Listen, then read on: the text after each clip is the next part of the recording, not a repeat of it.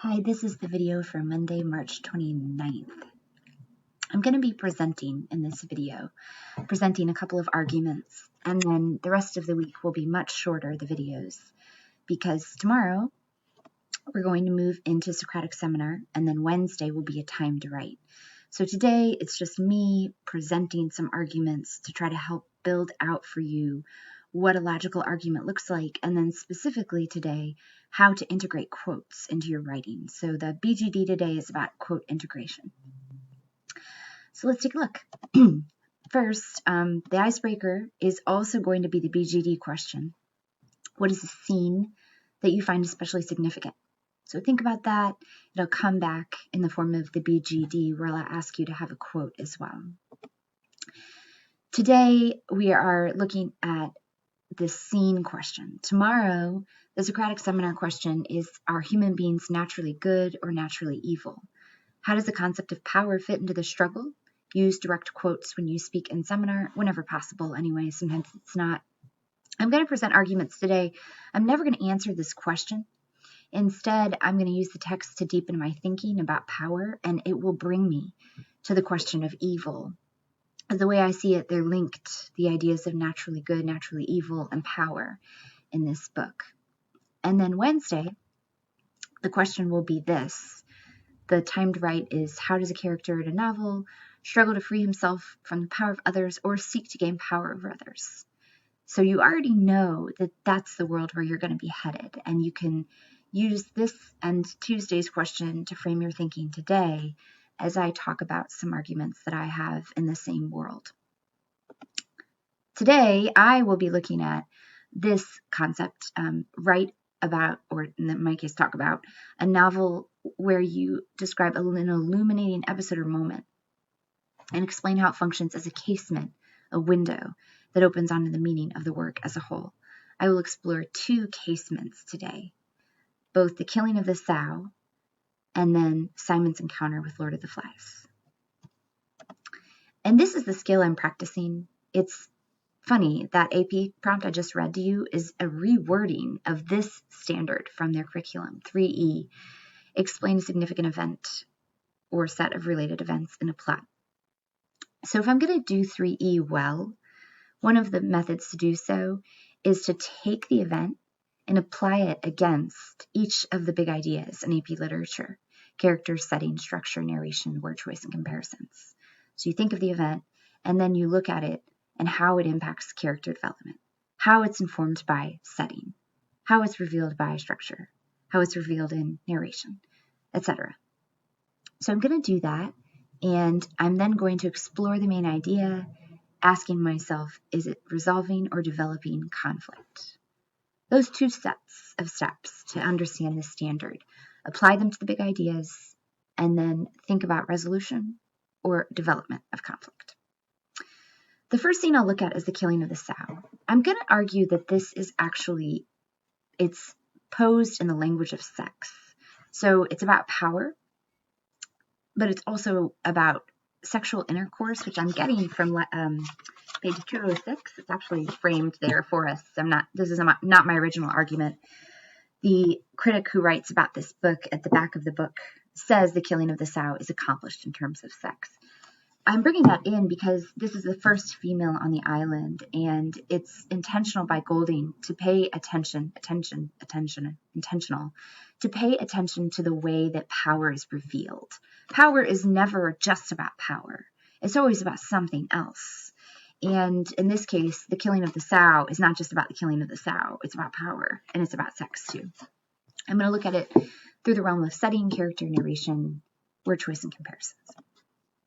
Really interested in character, though. So it's about Jack for me, his hunters, also Roger, but I'm going to focus on Jack. And the setting helps me understand character, because we learn, a little apart from the rest, sunk in deep maternal bliss lay the largest sow of the lot. Again, the only female on the island so far. The setting helps me see that Jack selects her out of a sense of power. It is illogical to do so. If he really is interested in meat for his tribe, he wouldn't kill the mother of these piglets, because then by necessity he'd be killing all the piglets.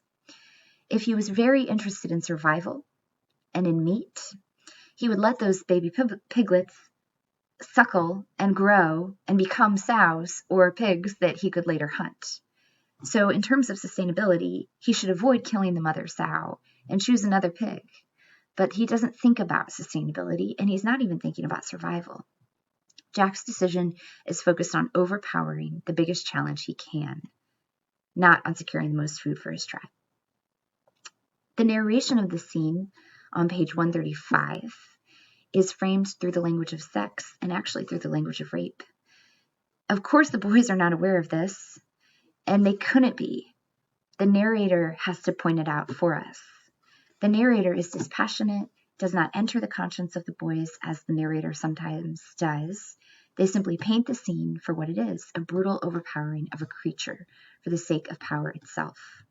I say, of course, the boys aren't aware of it. If they were aware of what they were doing and the viciousness of what they were doing, then the evil would be lessened because they would be a little closer to the truth of what was driving them.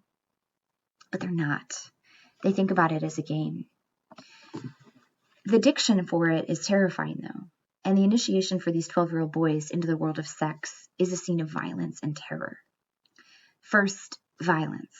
Jack was on top of the sow, stabbing downward with his knife. Roger found a lodgment for his point and began to push, till he was leaning with his whole weight. And then terror. Terrified squealing became a high-pitched scream. Notice how the pig in that last sentence becomes dissociated from her body, cutting her creaturehood away from her flesh. She is just a floating voice, a scream, which is the way they see her. The comparisons here, the one that's interesting to me anyway, is that the butterflies are still dancing nearby, unaware of this horror. They're personified as the ironic lightness.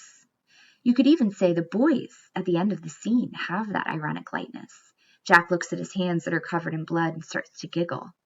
So there's this juxtaposition of something horrifying with this complete unaware lack of knowledge of what has just happened. The main idea here, I think the scene develops conflict. It doesn't resolve anything. It should resolve something. They're hungry. They need meat. Now they have it. But it doesn't. It just develops the conflict within Jack.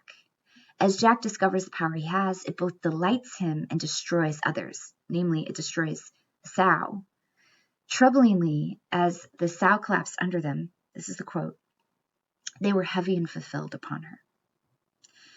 That language, that really troubling suggestion of some sort of fulfillment, sexual fulfillment of a lust, in this case a bloodlust, suggests that they are happy with this. There is something really empowering about it, and that they will seek this feeling again. So that is development of conflict. This will only lead to more conflict. One scene. The second scene I want to look at is a bit of an opposite because of the character of Simon. I'm going to look at Simon and Beezelbub, which I'll explain what that is when we get to it, the comparisons anyway. I'm going to look at this through the character setting, narration, comparison lens to get to main idea. So Simon is such a different guy from Jack. First, earlier in the book, Rolf joins him on a walk, and there's this nice line that describes Simon's character. Simon was happy to be accepted, and then he ceased to think about himself. Notice the difference between Simon's awareness of the approval of others, and then his immediate forgetting of that, his forgetting of self, his lack of ego. And compare it to Jack. After Jack kills the sow, the very first thing he says is, look at me. Look at my hands, they're covered in blood. He has to be the center of attention. He has to draw the eyes to himself. The thing about power for Jack is it always comes back to his desire to be accepted and approved of. For Simon, that happens because it's very human, and he immediately discards it. His humility, I'll call that humility, positions him to clarify an inward sight from the book and know that the beast, maybe it's us, so he can see things beyond himself. The evil the boys seek on the island is within them, and they will never find it there unless they look. Simon knows to look there, which gives him a kind of power on his own, but it's also a threat to the source of evil. So I get a lot of dense text here on the slide. I just want to make sure you hear my whole argument. So the setting here is Simon is sitting in his special place, the darkest part of the island, but he's not moving. There is this pig head on a stick, which is the spoils of the conquest the boys had. They're offering it as a sacrifice to the beast who I'll alternately call the beast, the Lord of the Flies, and Beezelbub. The flies gather around Simon, and they start to drink his sweat. He's so close to that evil. It's within him and it's on him, but he stays there unmoving. Then the beast starts speaking. Narration. We are in a narration that exceeds or transcends the real, because Simon can hear the beast speaking. You are a silly little boy, says the Lord of the Flies. Just an ignorant, silly little boy. So the first thing the beast tries to do is reduce him.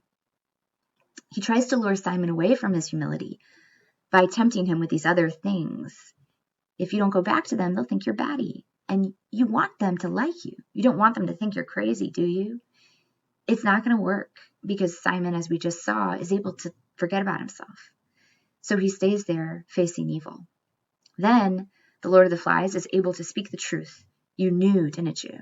You knew that evil, or what he says is, I am a part of you. You knew I'm the reason why it's a no-go, why things are what they are. But then he quickly leaves that truth behind and says to Simon his last, most powerful temptation, which is for Simon's life itself. He says, I'm warning you, I'm going to get angry if you don't stop facing the truth. The boys will kill you. And indeed they do. It's an allusion, all of this, to Beezelbub, and I'll get into that. But I want to go to main idea. This both develops and resolves the conflict. It resolves one conflict. To now, the boys have been terrified of the beast on the island. They see the parachute man, and they think it's the beast. Simon, after this encounter with the beast, knows there's only one thing he can do. He has to go explore what is happening on the top of the mountain and find that thing that's scaring everybody. When he finds it, he sees it's the decaying body of a man who's trying to jump from the plane. And he realizes it's terrifying, but it's harmless.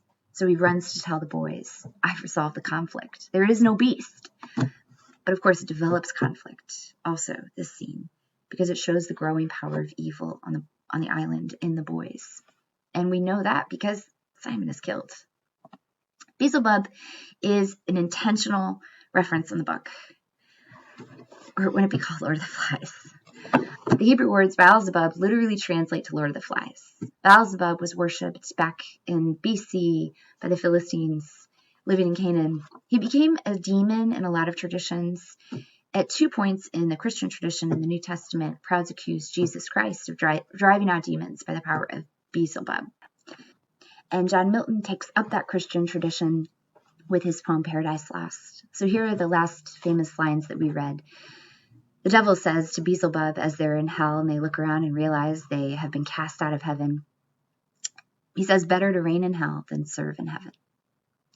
So William Golding picks up the tradition, and what we see is he could apply that same thinking to Jack, whom the Lord of the Flies is most gleeful to have caught. Gleeful, fun, uses the word fun. Jack is happier in this island nation as king than he would be being rescued. That's why he resists all attempts at rescue, and in the end, he gives them up completely. The Lord of the Flies cannot overpower Simon, cannot bring evil out of good, but he can with Jack. Jack believes he's in charge, but in reality, the Lord of the Flies seeks command through Jack. So a lot happening here. And for your BGD today, I want you to find a scene that you can find some meaning from.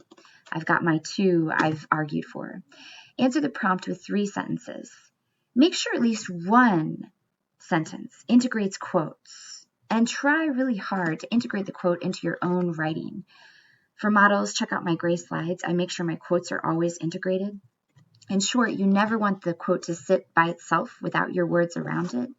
Instead, you want it to be introduced by your own language or embedded within your sentence itself. So check out these examples if you're wondering what I mean. Here's the second one. Simon's humility positions him to clarify an inward sight and know that the beast, maybe it's in us. That's a good example to hold on to and to try to do with your own writing. It will strengthen your argument because you'll be rooted in the text. And that is all. Thank you very much.